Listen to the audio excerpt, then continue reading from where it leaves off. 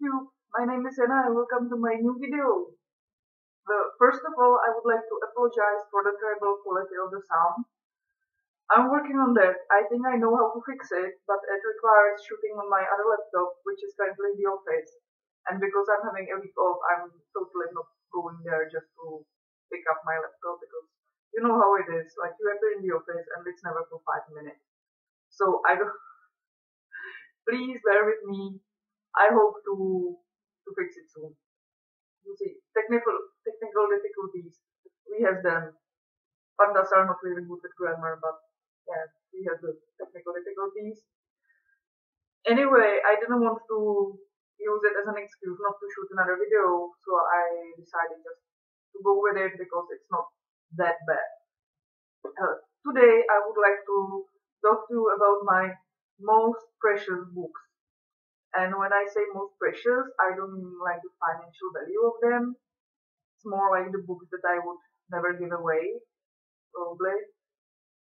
Oh, except one, but you will see. So, the first book I want to show you is The Swallows and Amazons by Arthur Ransom. I spoke about this in my previous video as it was my most favorite child author ever. And I got this book for my 18th birthday from my best friend who remembered that like as a kid I always loved reading these books and I had to go to the library and be on the waiting list and just like I was so excited when I finally got that. So not only she got me the books, but she got me exactly the edition that I was reading as a kid. So she hunted it in this like used bookstore and she gave me the whole series. Isn't this like the most thoughtful gift ever? So I even have the illustrations that I remember from my childhood. How sweet is that? Best friends are the best. Second one that I would like to show you is the Czech Castles in National Legend. This book is really old. You can see it. It's like old tapes and everything. It was published in 1934. We have it in our family forever as a children's book. And I think this book started my love in history. Because first the legends are very interesting. Second, the illustrations are just wonderful. You can see that. Yeah. See, they still did this like in the first chapter. It's illustrated, or like the first word in the chapter, the first letter actually, or here.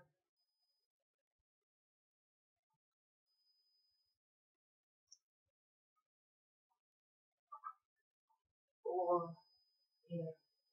Beautiful. So yeah, that's another of my childhood memories.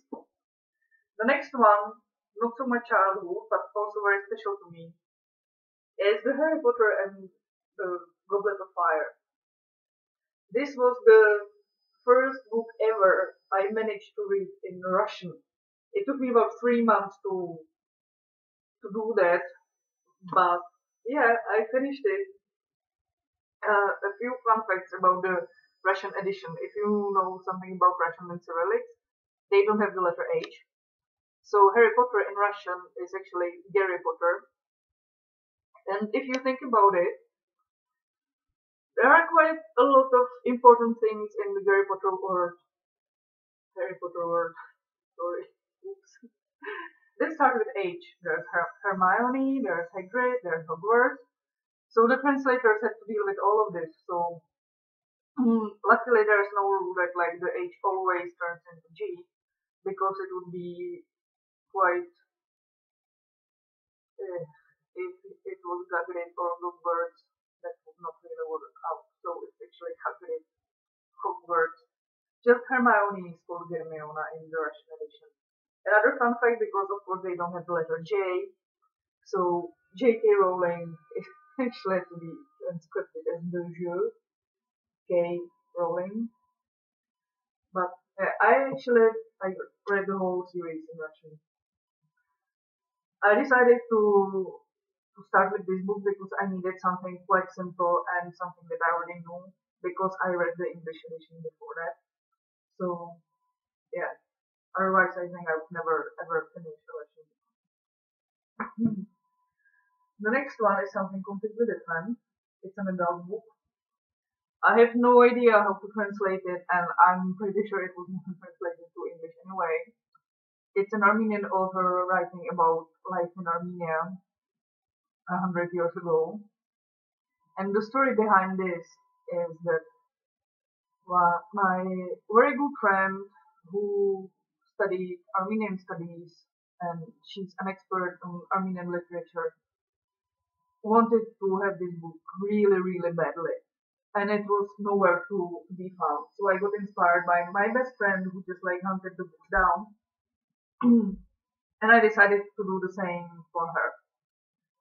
I found this book in a library in the other side of the country, which is actually not that far, to be honest. It's like 300 kilometers because we are a very small country. Like pretty much like if you take any direction from Prague and you drive for 3 hours, you're at the border.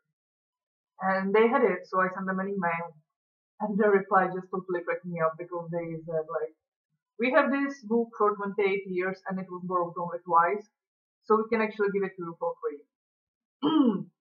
Which I actually did not accept. I was like, no, I can just take your books. That's not how the world works. So I got a list of the books that they would actually like to have, and I found some of them, have them shipped to the library, and they sent me the copy of the book. I gave it to my friend. She was overexcited. Like, oh my god, yay. And a few months later, I actually just like stumbled upon this one. So I was like, okay, I need to buy it. If it's so special for someone, then I totally need to have it. Also, because if you see this shelf, this is my collection of Armenian authors translated to Czech. So I was like, okay, another book to my collection, I need to have it. When I got it from the mail, it actually cracked me up. It's another thing that makes this book so special. If you see something wrong happened and like 20 pages are upside down. But none of the pages are missing, so I can still read it. It's just funny stuff. So that's it. And the fifth book, I'm sorry, I went for running in the morning and then I'm cutting the whole day. So what can I do? It's called on five. The last one, the most precious and very special book, I also got from the youth bookstore.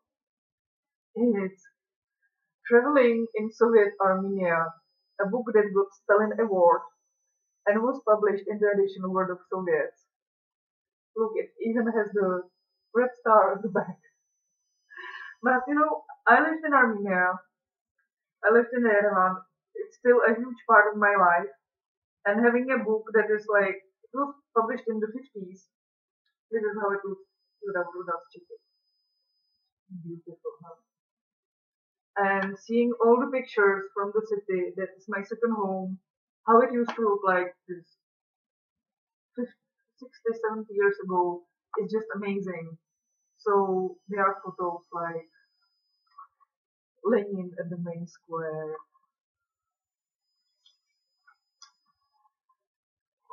Stalin. There's where Mother Armenia statue is now, or just the city with the view on Ararat, and just things like that. So yeah, my most precious book, and that's almost all for today. I have just one more like honorary mention, and when I tell you what it is, you'll totally understand that that's actually my most precious book ever. It's my master thesis. Hardcover, 100 pages. Too much work in that, but yeah, honorary mention. This is actually the most precious book ever. It's not a real book because it doesn't have an ISBN, but who cares? So that's all for today. Have a great day. See you soon again. Thank you for watching and bye.